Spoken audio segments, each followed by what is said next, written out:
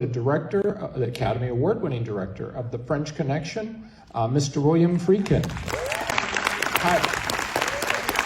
Good to see you. Have a seat. His opinion, and I love that. And the best thing I can tell you to do to really get to know Mr. Friedkin, I will call you Bill, as you asked me to. Please, yeah. Is listen to some of his DVD commentaries on films that aren't his, and that's where you really hear how smart he is about film, because he has a really great ability to dissect the filmmaking, and it's really amazing. So thank you so much for being here. It's always a pleasure, Randy. Good nice to see you again, and good to see all of you. I want to thank you for coming. Thank you very much. Anyway, so Bill, first thing I want to say is your parents and your grandparents immigrated here from the Ukraine, and so I want to acknowledge a wonderful place. Yes. Oh dear. But frankly, my folks had nothing but great things to say about Ukraine, which surprised me as I got older, because they were driven out of the place. You know, it was a terrible pogrom that led a great many people at the turn of the 20th century to come over to America. Mm-hmm. So, French Connection for me is one of the quintessential New York films. It's got New York in every frame, and it's all shot on location. It's incredibly dynamic. But at the same time, I think what's interesting for me is that you grew up in Chicago and began your career as a documentary, first in television, and then making documentary films and working your way into the business that way. Can you talk a little bit about how your documentary career may or may not have influenced your approach to French Connection?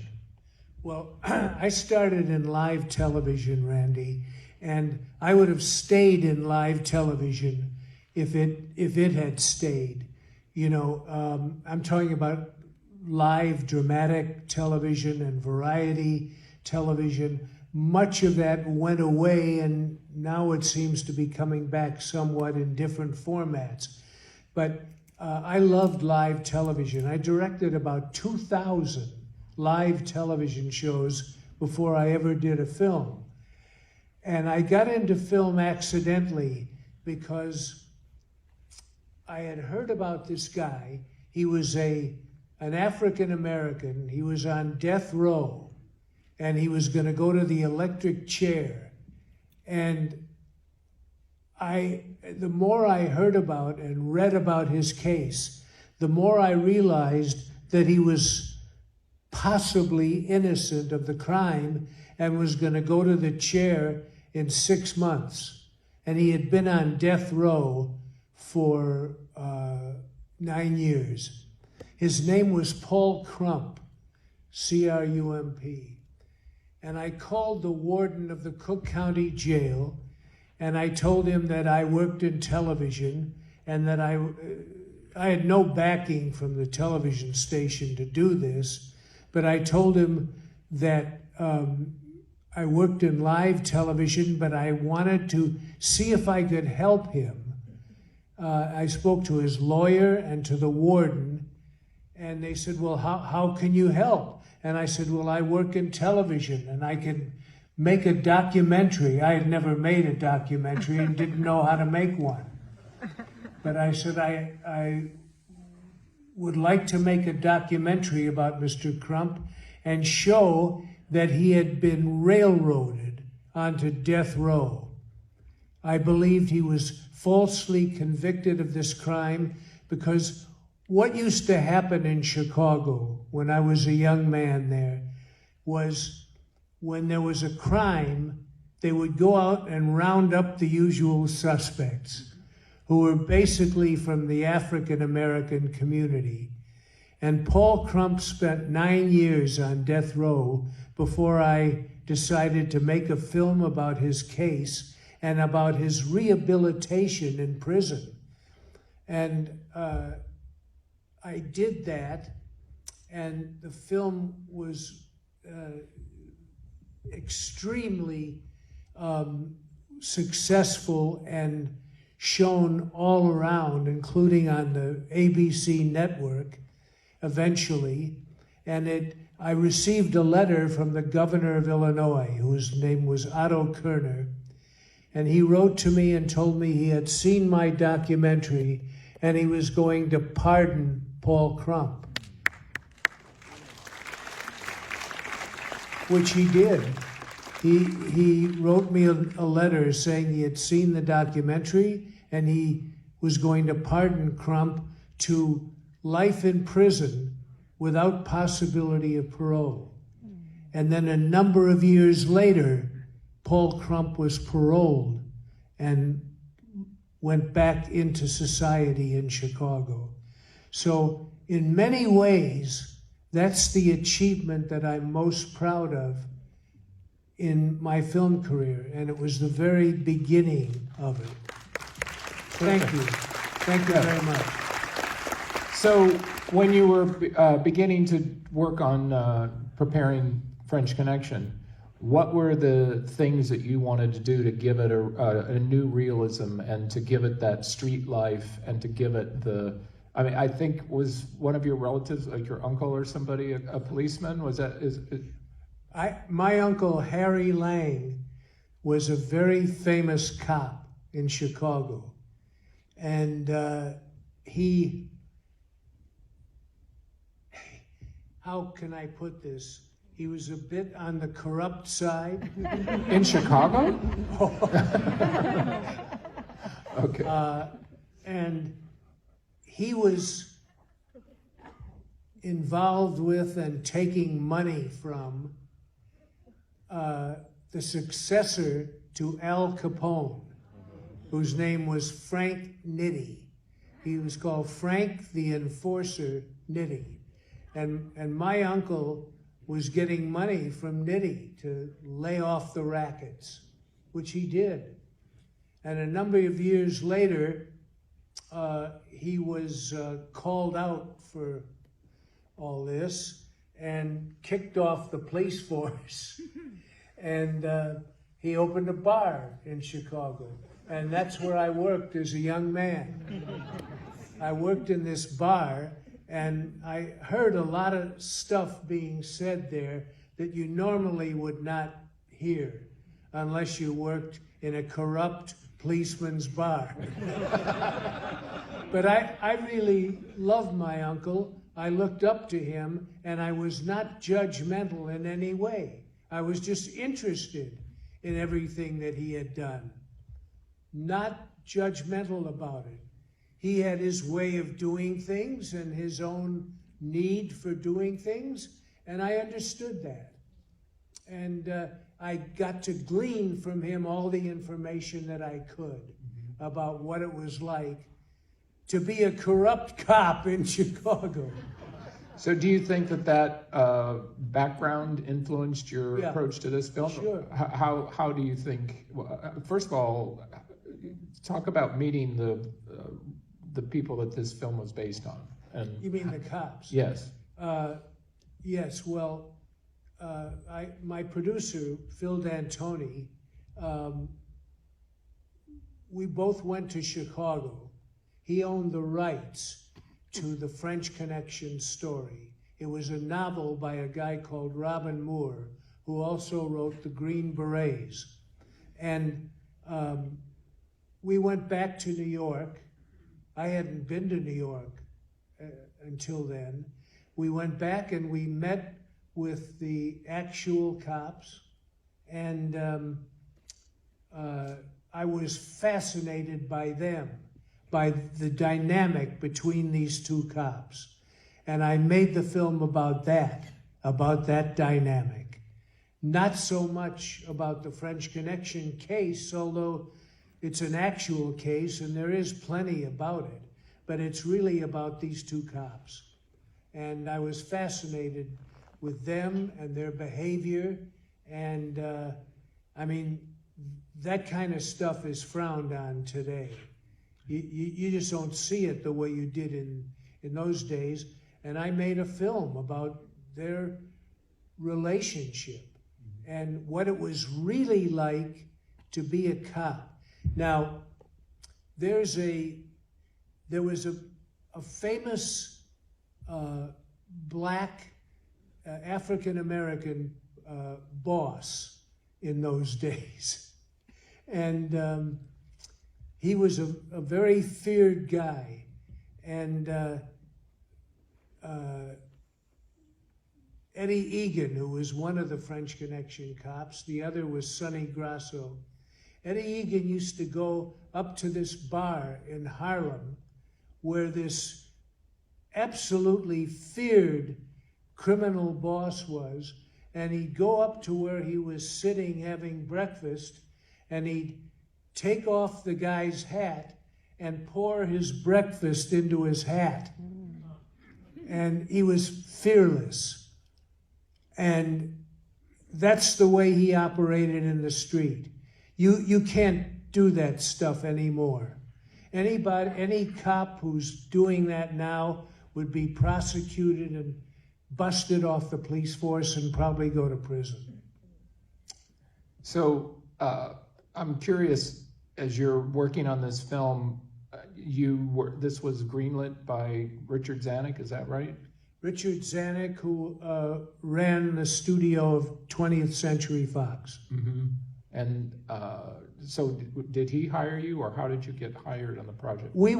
Every studio in Hollywood turned this down. Every studio, most of them turned it down twice. And finally, after 2 years of trying to sell it, Dick Zanuck, who was head of Fox, called me and said, look, I don't know what the hell this thing is, this French Connection thing you're pitching, but I have a feeling you're going to do something really interesting with it. I don't know what the hell it is, but I got $1.5 million for you. Make it for that, and you can go ahead. And so we did. Terrific. So when you're making this film, I think one of the things that's a little bit unusual is that we look at this film now, and it's been copied so much over the past, decades that, when you compare this film to what came before it, it's like a real shock to see, some of the things that you were doing. Yeah. And whereas now people have just, become used to some of the action and stuff. But at the same time, this car chase scene is still incredibly gripping. And I think part of the reason for that is, as I understand it, you really didn't have permits, and you were this was like renegade filmmaking, right? We had no permits to do anything you see on the screen. And yeah, I'll tell you something. I didn't give a good goddamn. Permits? Who needs permits? Permit this. We just went out and did it. So I want to go a little bit deeper on that. I want you to try and put us in the car as the chase is being shot. I think you were one of the cameramen, right? I shot some of it, yes, from inside the car. Could you kind of give us a sense of how that was laid out, and what you put us in that scene? I had a rough idea about what I wanted to do. I chose all the locations. My locations coordinator was a guy named Fat Thomas. He gets credit on the screen. Fat, F-A-T. He was 400 pounds.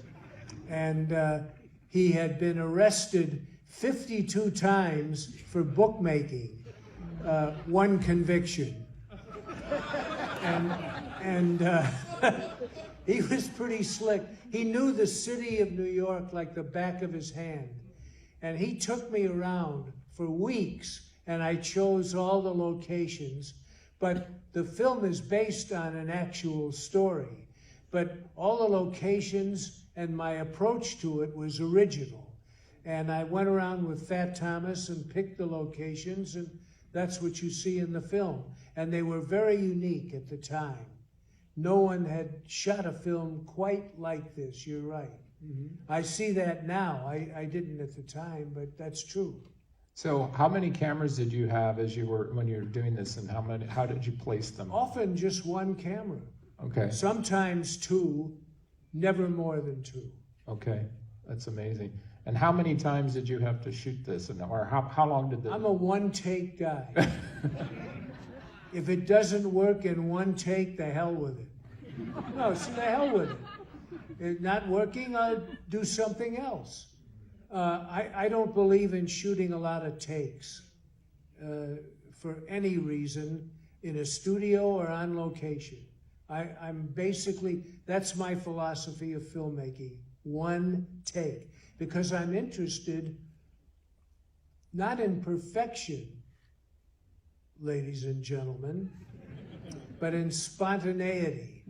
Spontaneity is what I'm after, not perfection. So I think there's even some accidents or things that ended up getting put in the film? Yeah, there's a couple of crashes that weren't planned. Fortunately, no one got hurt. No one had a sprained ankle. No one got any injury of any kind, thanks God. That's terrific. So talk to me a little bit about, obviously you had a certain mindset when you made the film. How do you feel about this film now? When you look back on this film? I think it's pretty damn good. I wouldn't be sitting here if I didn't. I mean, if somebody called me up to run it at a McDonald's, I would run it, let alone the Academy and its distinct partisans. But I love the film. It was a great experience. I learned while doing it, and I learned a lot beforehand, of course, by doing similar, smaller things in Chicago television. Mm-hmm. But I love this picture, and that's why I'm here, ladies and gentlemen, and I'm so happy that you are. I don't know how, when you asked them how many had seen it, how many of you had seen it? Oh, not too many. Why? Was that funny? Well, I said they hadn't seen it if they only saw it, if they hadn't seen it on a big screen. So they're confused as to whether they've seen it or not now. You're confused? I do that to people. Psychiatrist. Get a psychiatrist in here. Yeah. About half of them have seen it.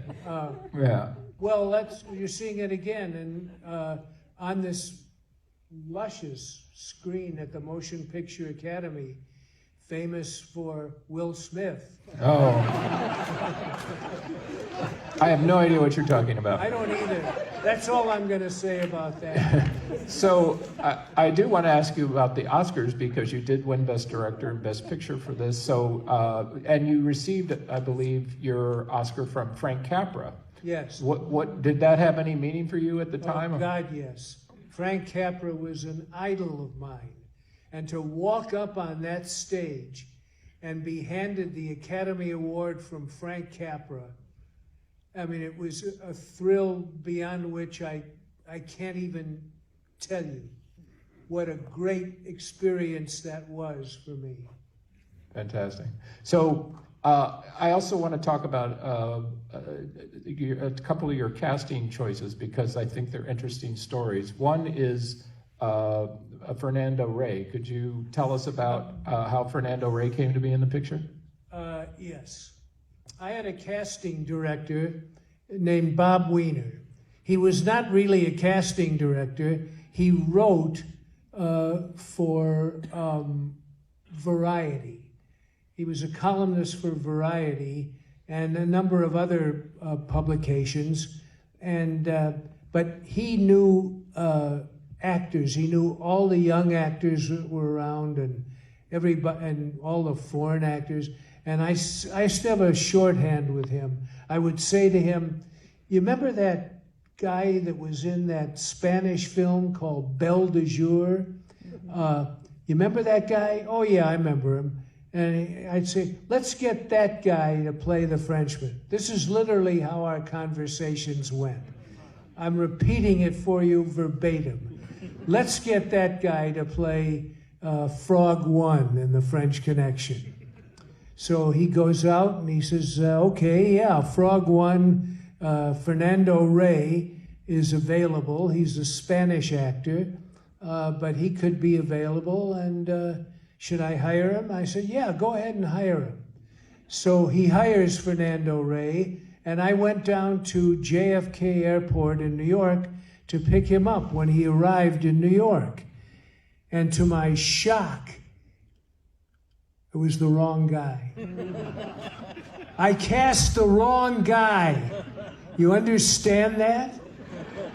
I cast the wrong guy for this picture. And so I go down to the airport and I see the guy waiting for me at one of the stations was clearly a Spanish actor who I was aware of, and clearly his name was Fernando Rey, but he wasn't the guy I was looking for. So now I'm driving him to his hotel where I plan to get rid of him. And You mean not cast? yeah. Okay. So I called my production office. I said, you idiots, you friggin' idiots. I used a stronger word than idiots. I said, you cast the wrong guy. They said, well, this is Fernando Rey. I said, yeah, but he's not the guy I told you about from Belle de Jour, the Spanish picture by Luis Buñuel. And while I'm driving the guy to his hotel, I said, oh, look, you have this little goatee. You'd have to get rid of that because this guy was a longshoreman. He was a real tough guy. And he said, oh, I could never shave my beard. You would never want to see my skin under my beard. I've got scars. So now I said, by the way, you're Spanish, aren't you? He said, yes, I'm Spanish. I'm not French. The movie's called The French Connection. And so I got him to his hotel. I got to the nearest phone booth. They had phone booths in those days, Randy. It's before your time. And I got to the phone booth. I said, you idiots, you cast the wrong guy. And I said, well, what do you want us to do? Find the guy I was looking for, the guy who was in Belle de Jour, and hire him. And so by the time I got back to the studio, they told me that Fernando Rey did not speak any English.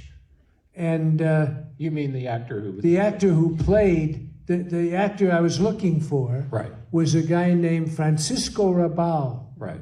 He was also Spanish, although as it turned out, he spoke no English at all. And so there was no point in hiring Francisco Rabal. So we hired Fernando Rey, who is brilliant in the picture, but he's the wrong guy.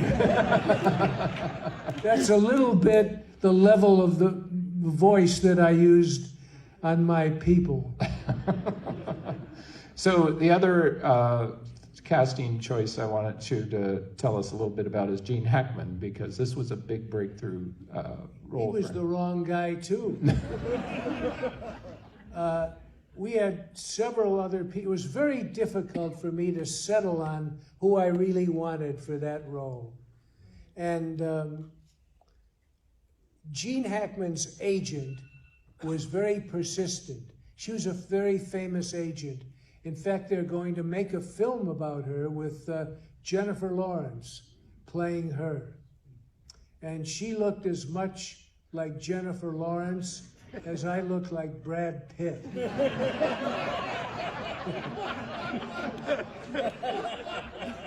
You don't think I look like Brad Pitt? Who thinks I look like Brad Pitt? Wise choice. Nobody! All right. So be it.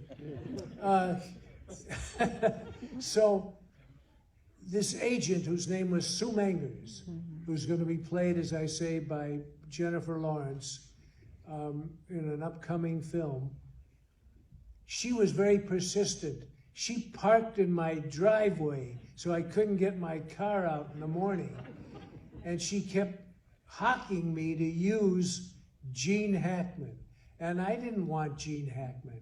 But finally, he was the last man standing.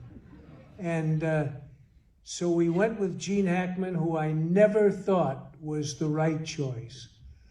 And the only time I thought he was the right choice, Randy, was when he won the Academy Award for his acting in the picture. I'm not joking. That's the only, I mean, it was a struggle with Gene. And I never thought he was right for the role, but guess what? He was great.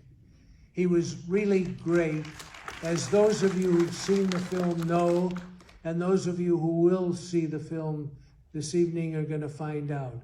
He was great, and I was wrong. And I'm glad I was wrong, and I'm glad he was great. He was wonderful. I'm sure Gene Hackman and Fernando Rey were both glad you were wrong. So, anyway. Both terrific. Yes. So, anybody have some questions? Okay, I see one right in the center here. Yeah, I want to know if you could talk a little bit about your collaboration with Don Ellis. Oh, did you know Don Ellis? Not personally. Did anyone here know who Don Ellis was? Don Ellis was a young band leader. He had a band of about 30 or 40 musicians that had played in various difficult tempi, but the stuff really swung. And he was playing at a nightclub on Melrose Avenue.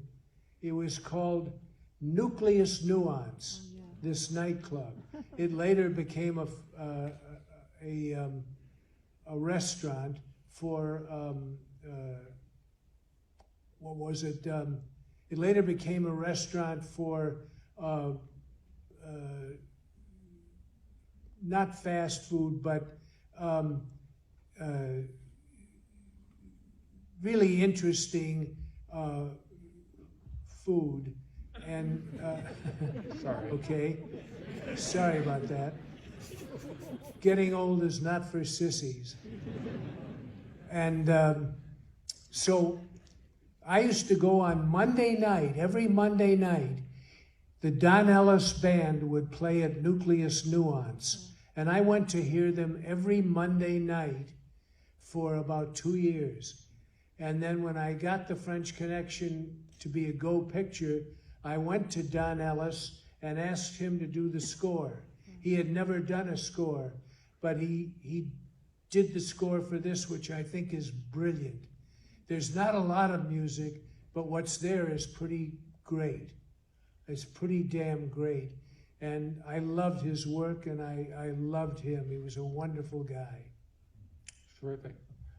Another question from the audience? Okay, up here. What do you think is the key to understanding Popeye Doyle? What motivates him and makes him so determined to solve the case? What makes him what? What was your... So determined to solve this case. Why is he so... He was as driven as the bad guys were. Mm-hmm. He was driven to make these arrests. He would go, the scenes, those of you who saw the film know, there's these scenes in an African-American bar where he goes in and tosses the bar. I saw the two original cops, Eddie Egan and Sonny Grasso. I saw them do that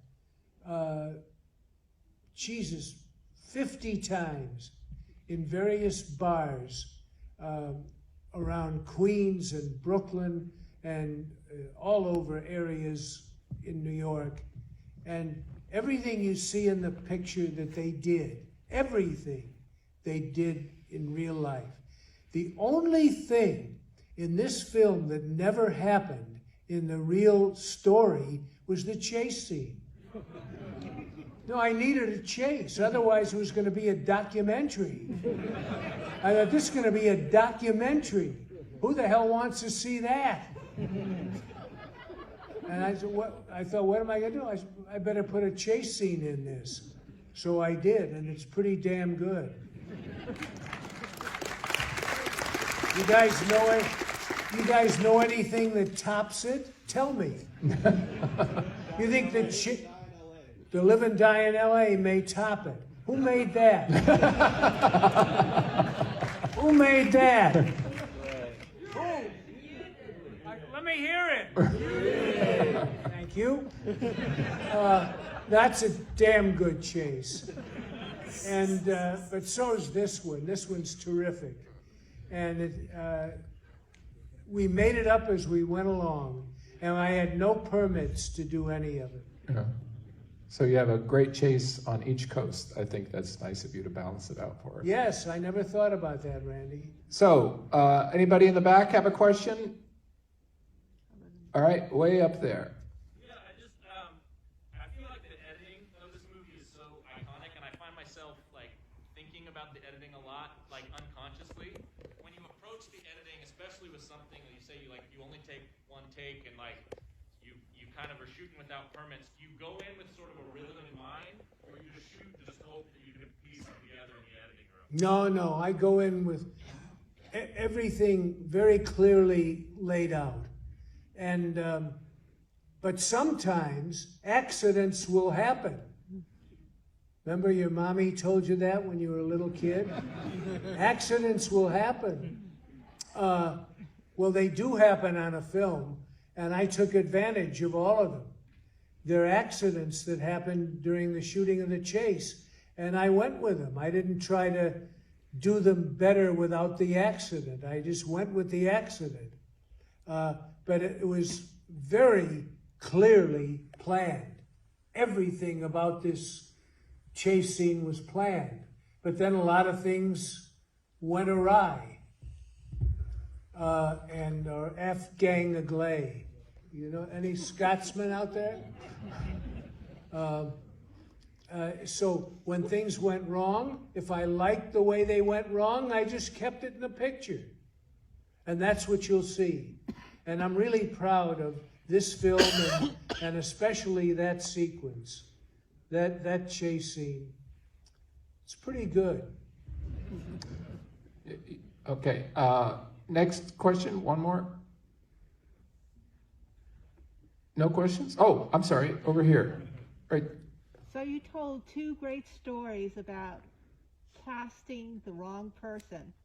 Do you have an equal story about casting the exact right person that you envisioned from the gate?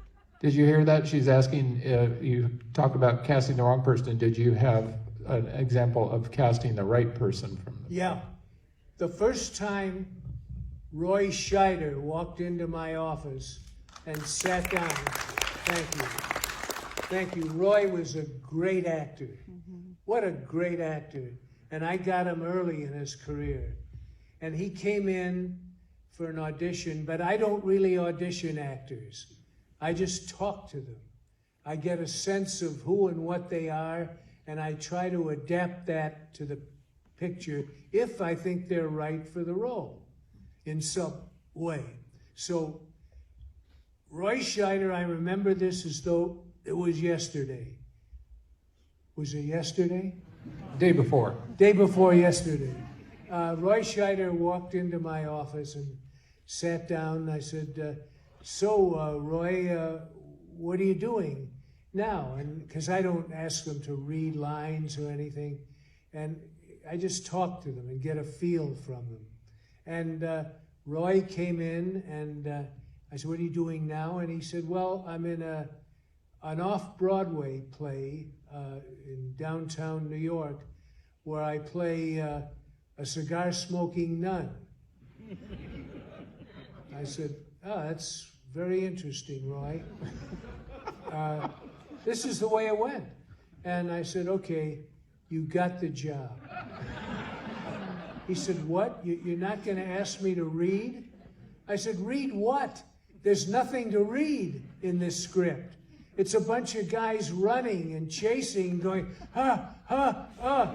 You want to do that for me here?